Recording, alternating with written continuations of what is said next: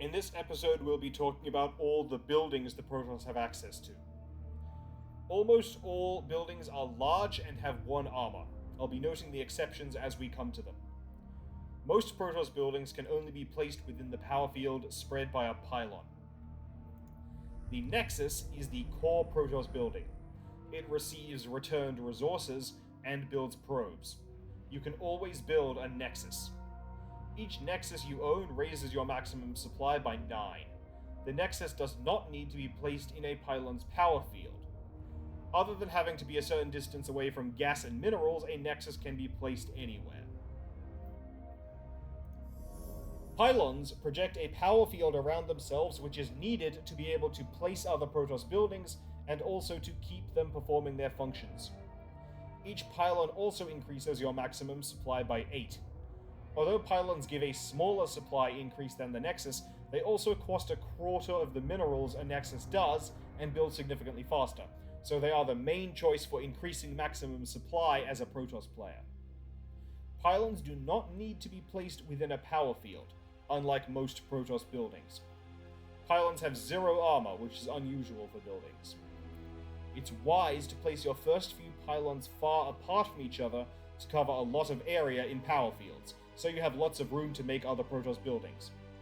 As the game goes on, you'll need more and more pylons to increase maximum supply, and you'll start putting the pylons closer together so as not to consume unnecessary space. The number of pylons you need for your supply goes up faster than your need for more room to put buildings down. You can always build pylons.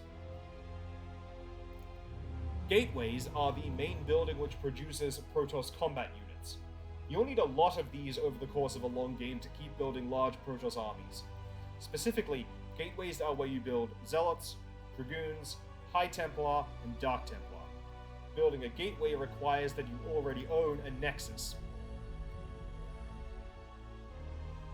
The Assimilator is the building Protoss place on top of a Vespene geyser to allow probes to harvest gas. Assimilators can only be built on Vespene geysers and do not require pylon power. You can always build an assimilator. The Forge contains upgrades for the weapons and armor of Protoss ground units, and upgrades for shields, which apply to all Protoss units and buildings. You must own a Nexus to build a Forge.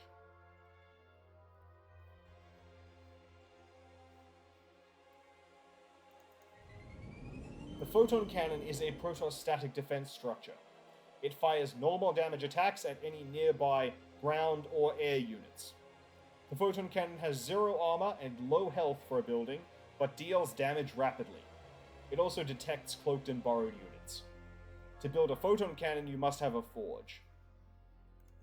The Cybernetics Core allows the building of Dragoons from the Gateway. It also unlocks 3 more advanced technology buildings. Those are the Citadel of Adun, the Stargate, and the Robotics Facility.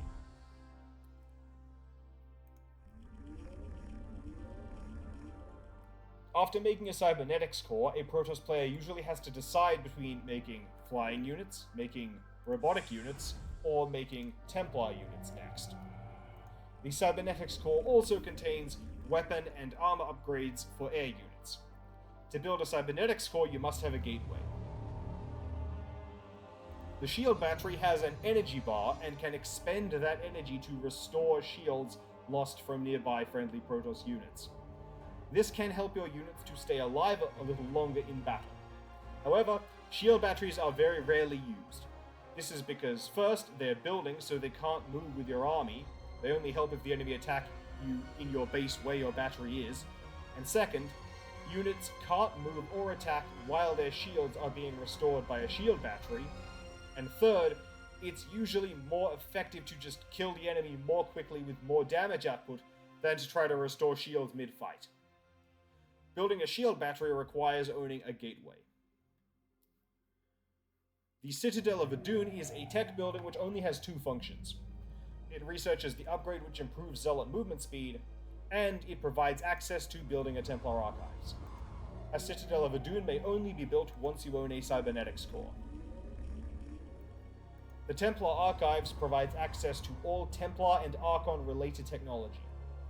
It allows High Templar and Dark Templar to be built, and and through them, Archons and Dark Archons. The Templar Archives also contains upgrades to unlock abilities and improve the energy of High Templar and Dark Archons. Building a Templar Archives requires that you own a Citadel of Adun. The Robotics Facility builds the Protoss robotic units, the Shuttle, the Reaver, and the Observer. It also unlocks the buildings which upgrade those units. The robotic units tend to be more oriented towards utility than frontline combat. Often you'll only have one robotics facility because of its cost, how long it takes to build, and because none of its units form the bulk of your army. This means it's important to choose well what the robotics facility is producing because you probably only have one, so there are fewer opportunities to replace robotics units. The robotics facility requires a cybernetics core in order to be built. The robotics support bay allows Reavers to be built from the robotics facility, and contains upgrades for Reavers and shuttles. To build a robotics support bay, you must own a robotics facility. Observatories allow observers to be built from the robotics facility and contain observer upgrades. To build an observatory, you must have a robotics facility. The Stargate builds all Protoss flying combat units. These are the Scout, the Corsair, the Carrier, and the Arbiter. The Stargate requires a cybernetics core to be built. The Fleet Beacon allows carriers to be built from the Stargate. It also contains upgrades for carriers, Corsairs, and Scouts. Although not particularly noteworthy in size or durability, the Fleet Beacon is among the most expensive buildings in the game. Building a Fleet Beacon requires a Stargate. The Arbiter Tribunal allows Stargates to make Arbiters. The Arbiter Tribunal also contains upgrades for the Arbiter. Building an Arbiter Tribunal requires the player to own both a Stargate and a Templar Archives. These are all of the buildings that Protoss have.